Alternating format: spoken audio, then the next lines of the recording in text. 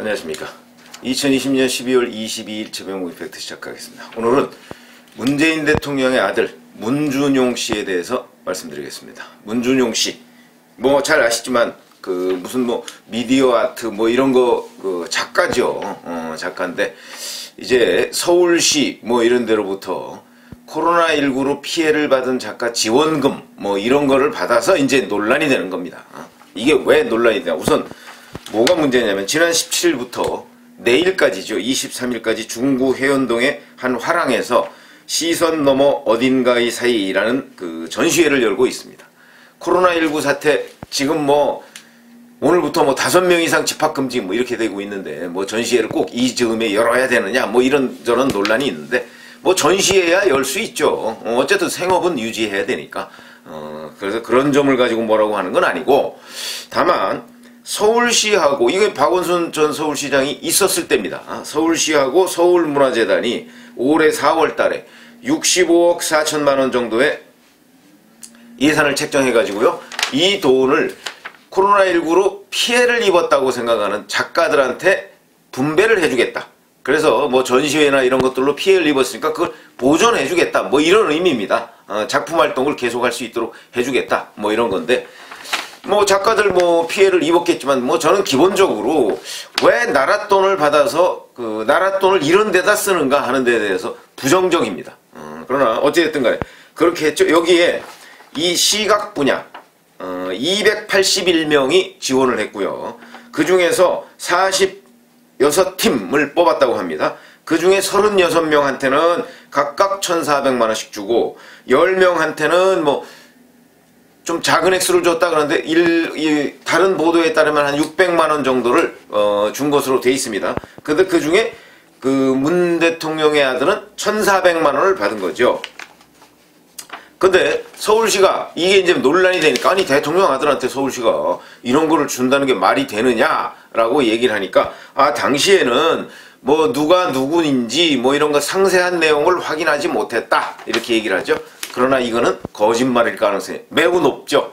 대통령의 아들이 거기에 지원했는데, 더군다나 심사위원이 5명이라고 합니다. 그럼 심사위원은 틀림없이 이 그 뭐 시각 분야 뭐 이런데 뭐 무슨 아트 뭐 이런데 전문가들일 거 아닙니까? 그건 전문가들이, 문 대통령의 아들이 뭐 이번에 처음 이런 전시회 여는 것도 아니고, 그 다음에 이와 관련해서 그걸 뭐 처음으로 뭘 어떻게 했던 것도 아니고, 그러니까 충분히 알 수 있었을 것이고, 문준용이라는 이름만 딱 들으면 벌써 알 수 있었을 겁니다.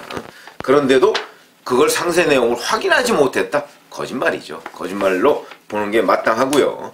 그 다음에 A4용지 한쪽 정도의 분량의 피해 기술서, 이것만 가지고서 이제 주었다는 건데, 글쎄요, 뭐 이게 신도 아니고 A4용지 한 장만 딱 보면 그러면 뭐 그냥 모두가 다 훤히 꿰뚫고 있는 사람들인가? 그런 사람들이 왜 대통령의 아들은 모르지? 이런 기분이 들지 않습니까? 그러니까 이게 처음부터 끝까지 문제가 있는 그런 것이죠. 그런데 우리가 알고 있기로는 노래방 같은데 뭐 이런데 이제 장사 거의 안 되고 그래도 200만 원인데, 이 사람들 보니까 1,400만 원씩 받았군요. 그리고 또 문제는, 자, 문준용 씨가 이 똑같은 작품으로, 이거 4월 달에 받았다고 그랬죠? 근데 똑같은 작품으로 5월 달에 민간문화재단에서 3,000만 원을 또 지원받은 적이 있습니다. 이러면 중복 지원 아니냐? 이런 의견이 나올 수밖에 없고요. 자, 그러면 여기에 대해서 문준용 씨가 이런 해명을 내놨더군요. 뭐 해명인지 뭔지 잘 모르겠습니다만은, 서울시 심사를 거쳐서 제대로 쓸 수 있는 절을 선정한 것이다. 그러면 이제 나머지 사람들은 제대로 쓸 수 없는 사람들이기 때문에 떨어졌다, 이런 의미죠. 이렇게 얘기해도 되는지 모르겠습니다. 그 다음에 또 착각을 하는 것 같은데, 코로나 지원금 1,400만 원이라는 거는 작가에게 수익으로 주는 돈이 아니고 전시, 작품 제작에 사용하라고 주는 돈이다. 그거 누가 모르나요? 그렇죠? 문화재단이 관리하고, 그 다음에 코로나로 피해를 입은 예술산업 전반에 대해서 지원금이 돌아가게 하는 것이다. 거기에 일부 소액은 작가 인건비로 쓴다. 그러니까 자기가 가져간다 이거죠. 근데 동아일보 보도에 따르면 지원금의 20% 내에서 본인 사례비, 작가 몫이 있다고 합니다. 이게 소액입니까? 5분의 1인데 5분의 1 이내에서 가져갈 수 있는 건데 뭐 워낙 돈을 많이 벌다 보니까 뭐 소액인지 모르겠으나 하여튼 이런 것이고요. 근데 제가 지금 말씀드리고 싶은 거는 역대 대통령의 아들을 한번 보시죠. 아니 기업의 자손들도 그렇습니다. 예를 들어서 뭐 삼성전자 누구누구의 뭐 아들, 딸 뭐 이런 데가 하는 그 뭐 기업이나 또 다른 기업이나 아니면 그 무슨 사업이나 뭐 이런 거는 잘 됩니다. 왜 잘 될까요? 그 사람이 능력이 있어서 잘 되는 것도 있지만 그거보다는 플러스 알파가 있습니다. 이 알파가 다른 사람, 그래서 금수저 하는 거 아닙니까? 이 알파는 삼성 다른 계열사들이 다 가서 거기 가서 팔아주든가 지원을 합니다. 당연히 잘 될 수밖에 없죠. 아니 삼성에 있는 어떤 다른 기업들 또는 그 하청업체 뭐 이런 데에서 가서 다 눈도장 찍어가면서 팔아줍니다. 잘 될 수밖에 없죠. 하물며 그런데 대통령의 아들은 어떻겠습니까? 아마 대통령의 아들이 전시회하면요 거기에 가서 아이고 뭐 평상시에 뭐 이 작품이 뭐 훌륭합니다 어쩌고 그러고 사주는 기업 권력자 엄청나게 많을 겁니다. 짐작컨대 그거는 문준용 씨한테만 그런 게 아니고 역대 대통령의 아들이 늘 그랬습니다. 뭐 갖고 저 대표적인 인물이 YS 김영삼 대통령 아들 현철 씨 아닙니까? 저 현철 씨한테 막 돈 갖다 줍니다. 그 고등학교 그 과거에 왜 탈세 혐의로 구속된 적이 있는데 그때 현철 씨한테 고등학교 동문회 뭐 이런 데서 막 돈 갖다 줍니다. 그게 김현철이라는 그 자연인을 보고 갖다 줬겠습니까? 대통령의 아들이기 때문에 갖다 줬다고 보는 것이 타당하다. 그렇죠? 그게 타당하죠. 근데 그 대가 관계를 사실은 검찰이나 이런 데서 제대로 밝히지 못했을 뿐이지 사실은 그게 뇌물이나 이런 것일 가능성이 상당히 있습니다. 예를 들어서 자 그때 뭐 동영상도 나왔지 않습니까? 현철 씨가 이 책상 여기에 다리 딱 얹고 전화해가면서 그 KBS 사장 말이야 뭐 YTN 사장이 어떠 그 전화도 다 나왔습니다. 동영상으로 나왔습니다.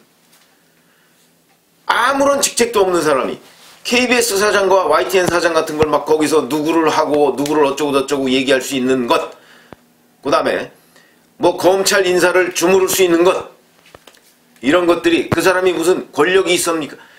대통령의 아들이라는 것이 곧 권력이다 이렇게 생각한다면 자 당연히 대통령의 아들은 이런 것에서 좀 예를 들어서 민간재단에서 3천만 원 준 거 지원한 거 이것도요 이 사람이 만약에 대통령이 아니라면 민간재단에서 줬을까? 이런 의문부호가 찍힙니다. 그러나 이것까지 뭐라고 할 수는 없습니다. 대통령 아들도 이 나라에서 살아야 하니까 이것까지 뭐라고 할 수는 없는데 국민의 세금을 이렇게 넘보는 것 거기다가 잘할 수 있는 사람을 주었다? 심사를 거쳤다? 아 심사야 형식적인 가능성도 있고 더군다나 서울시에서 제가 아까 거짓말이라고 했죠. 상세 내용 이게 뭐 저 수혜자가 누군지 몰랐다. 그게 말이 됩니까? 지금까지 감싸주는 거 아닙니까? 결국은 문제가 됐는데도 감싸는 이게 대통령 아들 권력이다. 저는 그렇게 생각하는데 뿐만 아니라 DJ의 아들 뭐 감옥 간 사람들 많습니다. DJ의 아들이라는 거로 국회의원 배지단 사람도 있습니다. 그런 것들이 DJ의 후광이 없이 가능하겠습니까?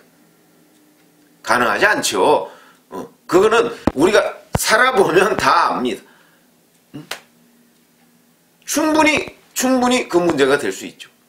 그래서 대통령의 아들이라는 것은 대통령의 아들 본인은 모르겠죠. 본인은 뭐 주변에 와서 아마 많은 사람들이 문준용 씨의 이 뭐 디자인 분야의 실력이 어느 정도인지 저는 알 수가 없는데 아마 많은 사람들이 지금 가서 엄청나게 칭송을 할 겁니다.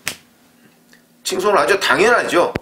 뭐 아이고 이거 뭐 훌륭하다고 작품 훌륭하다고 얘기하고 뭐 한 5만원짜리를 실제 한 50만원에 사갈 겁니다. 훌륭하다고 하면서.